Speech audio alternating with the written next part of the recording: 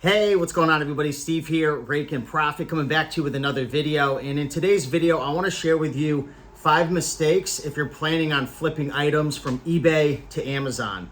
So at the start of the year, I had no idea that my business was really going to move from thrifting and garage sales, flea markets, auctions, local pickups to online arbitrage via sourcing on eBay to Amazon. And at the beginning of the year, I think my sales were somewhere around $5,000 a month consistently, or maybe a couple months before that.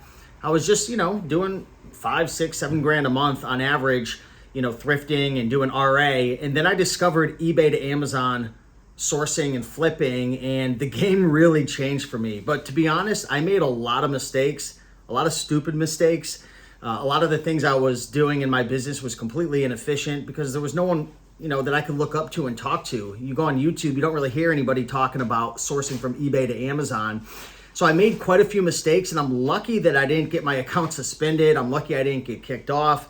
And I'm really lucky I didn't lose a lot of money. So I want to get into 5 of the mistakes that I made, and hopefully you'll find value in this video. And if you do hear a little background noise, it's because we're packing up boxes, we're prepping a bunch of items right now, so just bear with me. But we're gonna have a lot of fun in this video, and hopefully this will help you, avoid the mistakes that I made in my business, going from 5 grand a month to now around 30,000 a month.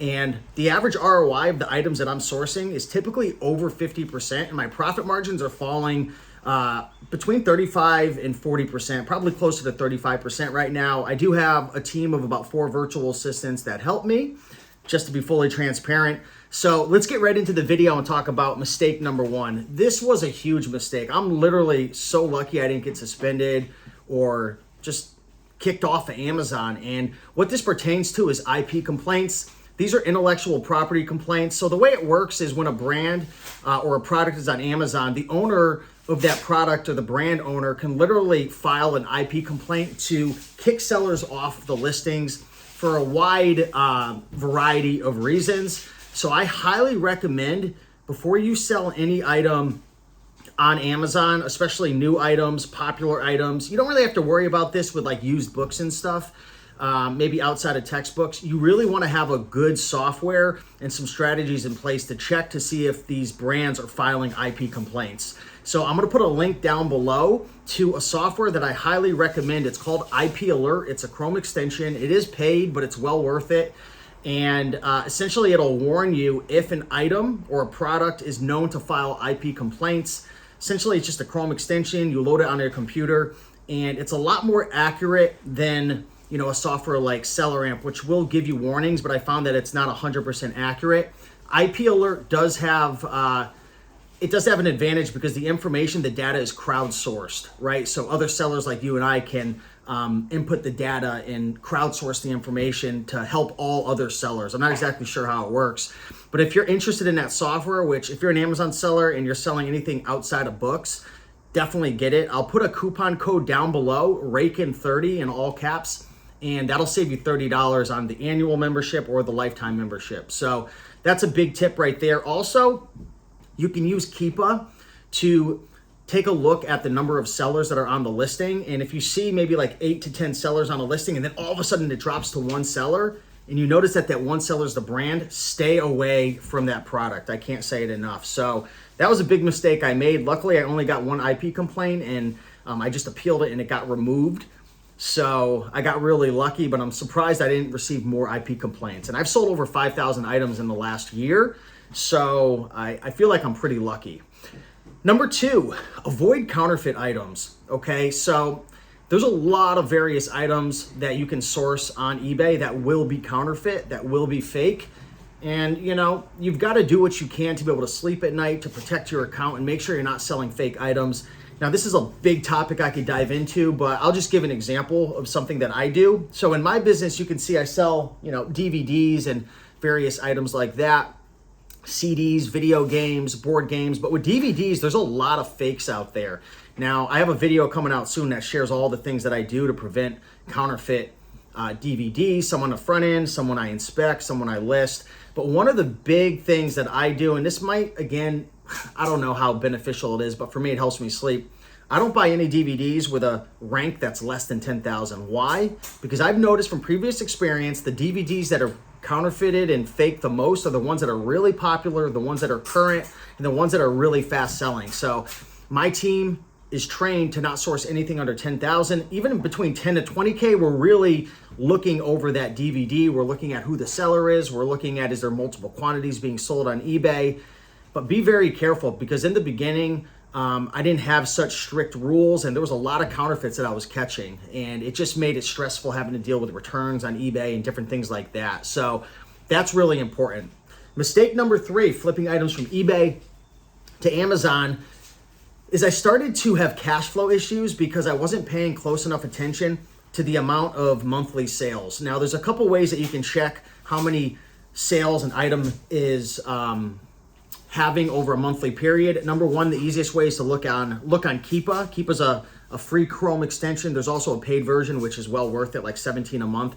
But you can see how many drops on the graph. There's a little number that'll be associated with every graph of every product saying how many sales it's had over the last month. That's a great tip. Also, and what I recommend every Amazon seller uses, especially if you're selling new items, is a Chrome extension called Seller Amp. So if you go to RaikenProfit.com/SellerAmp, you'll get a little bonus free trial. And I'll put a coupon code down below, which I think will save like 5% on an annual membership. And I think it might even give you your first month free. I'll put some links down below. But Seller Amp is huge. It pretty much puts all the information on that ASIN, all the important things you want to know, like the number of sellers, how much it's selling for, the Keepa graph. If you've ever sold it before, you can click right into a Google Doc to save the information, how many monthly sales, your profit margins, your ROI.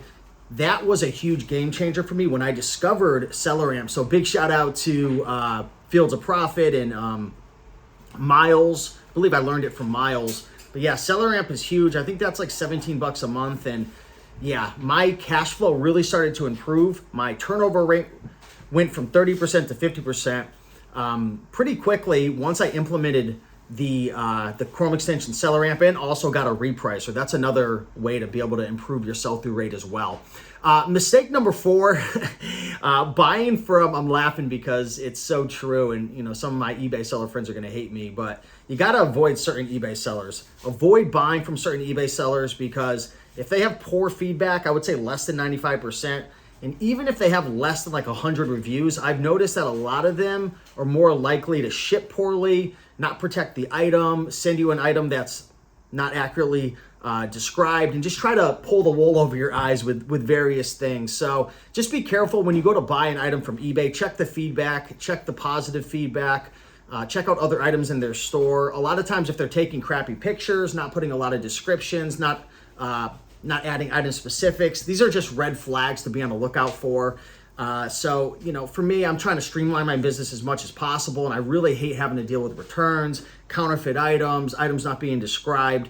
I have implemented a process in place with my team to make returns a lot more streamlined. But again, just be careful when you're buying. Your source is so important. I can't say it enough.